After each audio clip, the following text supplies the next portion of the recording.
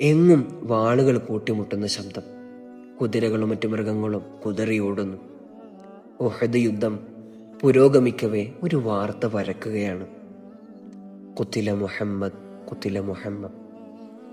ഹബീബായ മുത്തുനബി സല്ലല്ലാഹു അലൈഹി വസല്ലമ തങ്ങൾ ഈ ലോകത്തോട് വിട പറഞ്ഞിരിക്കുന്നു.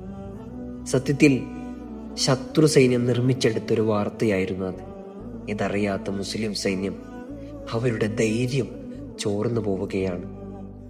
അവരങ്ങനെ ഇരിക്കുന്ന സമയത്ത് ഇതൊന്നും അറിയാതെ ആ കൂട്ടത്തിലേക്ക് മഹാനായ അനസ് ബിൻ നളർ റളിയല്ലാഹു അൻഹു കടന്നു വരികയാണ്. അവരോടായി ചോദിക്കുന്നുണ്ട്, എന്താണ് നിങ്ങൾ എങ്ങനെ ഇരിക്കുന്നത്?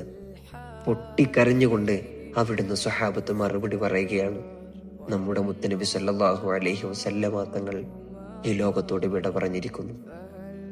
അപ്രതീക്ഷിതമായി ഈ വാർത്ത കേട്ട മഹാനായ അനസ് ബിൻ നളർ റളിയല്ലാഹു അൻഹു ഹൃദയം പൊട്ടിക്കൊണ്ട് അവരോട് പറയുകയാണ്, ഫമാ തസ്നഊന ബിൽ ഹയാതി ബഅദ. മുത്തുനബി സല്ലല്ലാഹു അലൈഹി വസല്ലമ തങ്ങൾക്ക് ശേഷം പിന്നെ എന്തിനാണ് നമ്മൾ ഇവിടെ ജീവിക്കുന്നത് എന്നും പറഞ്ഞുകൊണ്ട് മഹാനായ അനസ് ബിൻ നളർ റളിയല്ലാഹു അൻഹു യുദ്ധകളത്തിലേക്ക് വീണ്ടും പോവുകയാണ്. യുദ്ധമെല്ലാം അവസാനിച്ചു. സഹാബത്ത് ആരൊക്കെയാണ് ഷഹീദായതെന്ന് തിരയുകയാണ്.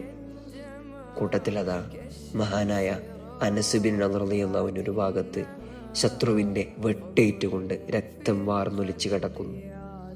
സുഹൃത്തുക്കളെ, മുത്തുനബി സല്ലല്ലാഹു അലൈഹി വസല്ലമ തങ്ങളെ എത്രമാത്രമാണ് സ്വഹാബത്ത് സ്നേഹിച്ചത്.